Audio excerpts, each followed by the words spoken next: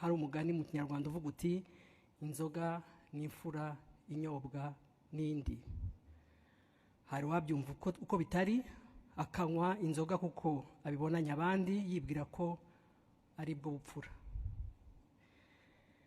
Nyamara uyu mugani utwereka ko kuva kera umuryango nyarwanda wari ufite indangagaciro na kirazira byafashaga umuntu kwirinda kurenza igipimo kugira ngo adatakaza bwa bupfura ndetse n'icyubahiro. Indi mpamvu ituma tugaruka kuri ubu bukangurambaga kandi nuko ingaruka zitaba ku muntu umwe, zifata mu nguni zose z'ubuzima bw'umuntu.